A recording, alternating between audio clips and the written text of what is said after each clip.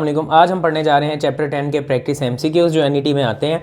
मैं आप लोगों को एक बात बता दूं, जो हमने पिछले लेक्चर में फार्मूला शीट पढ़ी थी ना, वो फार्मूला शीट बहुत ज़्यादा इंपॉर्टेंट है। वो फार्मूला शीट अगर आप लोग रख के अपने सामने एमसीक्यूज और ये जो एक्सरसाइजेज हैं 10th की करते हो सॉल्व, तो आप लोगों को कोई प्रॉब्लम नहीं होगा एंट्री टेस्ट में, ठीक है ना। अदर देन डैट आपको एक शॉर्ट ट्रिक बता देता हूँ जिससे पूरे चैप्टर में जैसा मर्जी आपको एमसीक्यू आ जाए आप सॉल्व कर सकते हो, ठीक है ना।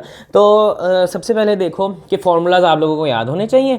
लंबी लंबी डेरिवेशंस जो चैप्टर के एक्सरसाइजेज में है वो हम नहीं करेंगे, उसका एक ट्रिक आपको बताऊंगा, उससे हम कर लेंगे, ठीक है ना। तो बाकी आप लोगों को ये कुछ एमसीक्यूज में आप लोगों को दिखाऊंगा चैप्टर 10 में से आ सकते हैं, ठीक है ना। नेक्स्ट एंट्रेंस टेस्ट में अगर आप लोग ये नॉलेज शेयर करोगे अपने दोस्तों के साथ, आपका भी बढ़ेगा, अपने दोस्तों को भी सिखाओ।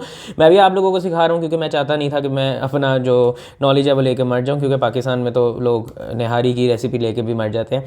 तो अपना नॉलेज शेयर करो, नॉलेज शेयर करने से बढ़ता है। और पेड सेशन भी स्टार्ट हो रहा है 7 मई से, जिसमें मैं आप लोगों को लाइव लेक्चर दूंगा, मेरी कोचिंग है, ठीक है। वहाँ पर आप लोगों को एमसीक्यूज वगैरह सब कुछ चीज़ें वहाँ पर भी सिखाऊंगा। जो लोग अफोर्ड कर सकते हैं वो आए, बहुत अच्छा इंशाल्लाह ताला आपको पड़ेगा, उसमें एंटी टेस्ट की प्रिपरेशन में बहुत फ़ायदा होगा। अच्छा, ये देखो हमारे पास पहला एमसीक्यू है ये। अगर आप लोगों को थोड़े बहुत फार्मूलाज आते हैं ना और थोड़ा बहुत आप कुछ कर सकते हो तो आप निकाल लोगे। इसका आंसर ये है, कैसे? क्योंकि आप लोग निकाल लोगे cos square Q minus sine square Q, ये बन जाएगा, और cos square Q plus sine square Q, ठीक है ना, ये बन जाएगा। तो ये तो 1 हो गया वैसे ही। तो ये जो होता है ये हमारे पास किसके इक्वल होता है? ये कॉस 2q के इक्वल होता है। तो 1/sec 2q के इक्वल हो गया आंसर हमारा, ठीक है ना। इस तरह आप लोग निकाल सकते हो थोड़ी बहुत डेरिवेशन अगर करनी आती हो, ठीक है। लेकिन किसी एक स्टूडेंट को अगर डेरिवेशन करना नहीं आती तो ये प्रॉब्लम हो सकता है, ठीक है ना। आप लोगों को समझ ही नहीं आएगी कि क्या करना है क्या नहीं करना। तो इसके लिए हम 2 एंगल्स ले लेंगे अपनी मर्जी के। लेट्स सपोज मैं जो एक क्यू है ना वो मेरे पास आ गया, हमारे पास मैं ले लेता हूँ 30 ले लेता हूँ, ठीक है ना। अब मैं 30 इन दोनों में पुट कर दूंगा तो मेरे पास क्या आएगा? cos 4 30 माइनस साइन 4 30, ठीक है ना। कोई भी एंगल आप ले सकते हो। तो आप लोग देख लोगे हमारे पास cos 4 30 √3/2 के इक्वल होता है। इसकी पावर 4 लेनी है, माइनस 1/2 की पावर 4 लेनी है। तो ये आ जाएगा हमारे पास 9/16 minus 1/16 which will be equal to 1/2, ठीक है ना। आपके पास आंसर क्या आया? 1/2। अब आप लोगों ने सारे वही एंगल सेम जो ऊपर पुट किया था ऑप्शंस में पुट करके देखना, जिसका इक्वल आ जाएगा वो इक्वल आ जाएगा। अब अगर मैं इसमें पुट करूं तो मेरे पास आएगा 1/sec 2 × 30, तो 1/sec 60। तो 1/sec का मतलब है cos 60 मेरे पास किसके इक्वल होता है? √3 cos 60 सॉरी मेरे पास 1/2 के इक्वल होता है। तो देखो ये आंसर इक्वल आ गया ना, तो इसलिए ये आंसर है। तो ये ट्रिक है कि आप कोई भी एंगल ले लो, एज्यूम कर लो और उसे ऊपर नीचे पुट करके देख लो, तो आंसर जहाँ पे भी सेम आएगा ना वो आप लोगों का आंसर बन जाएगा।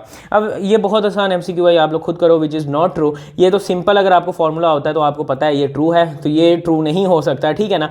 लेकिन इसको हम थोड़ा लॉजिकली भी देख लेते हैं कि भाई अगर 270 प्लस थीटा हमारे पास हो रहा है, मैंने आपको कहा था ये 90 का ऑड मल्टीपल है, बिल्कुल ऑड मल्टीपल है, तो मतलब ये कॉर्ड में चेंज होगा, कॉर्ड में चेंज हो रहा है, ठीक है। तो ये भी ट्रू हो सकता है। लेकिन एक मसला इसमें ये है, इसमें साइन का इशू है, क्योंकि मैंने आपको कहा था सोनिए टूट चलिए, तो ये 4th क्वाड्रेंट में बन रहा है और इसमें सिर्फ कॉस पॉजिटिव होता है, tan पॉजिटिव नहीं होता। तो यहाँ पर नेगेटिव आना चाहिए था, ठीक है ना, नेगेटिव नहीं आया, तो इसलिए ये हमारा ट्रू नहीं है, ठीक है ना। उसके बाद हमारे पास एक आ गया cos alpha minus cos beta. इसका अगर आपको फॉर्मूलाज याद है, सिंपल है, अगर आपको फॉर्मूलाज याद है तो ये आंसर बनता है।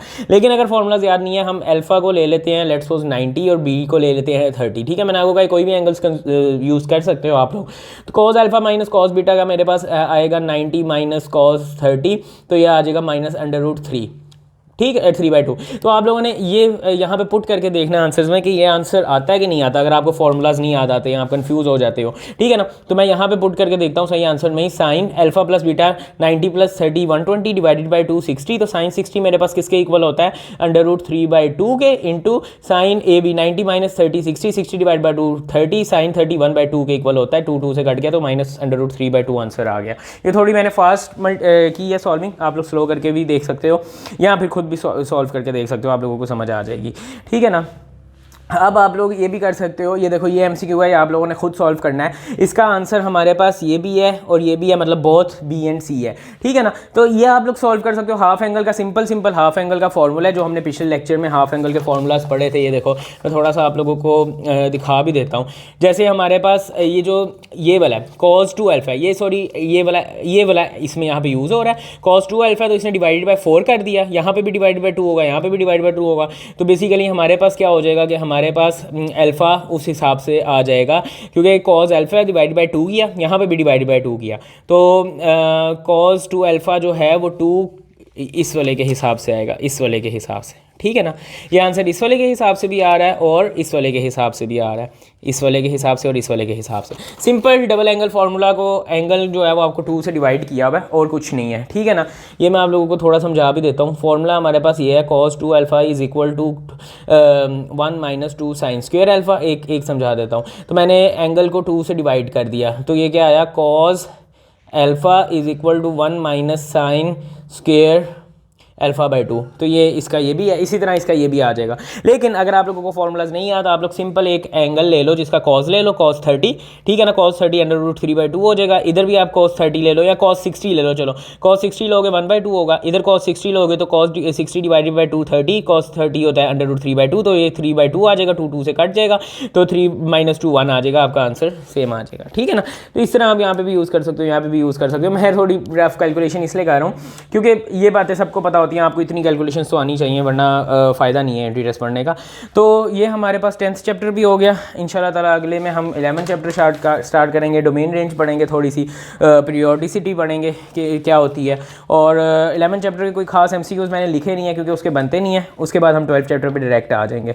अल्लाह हाफिज़।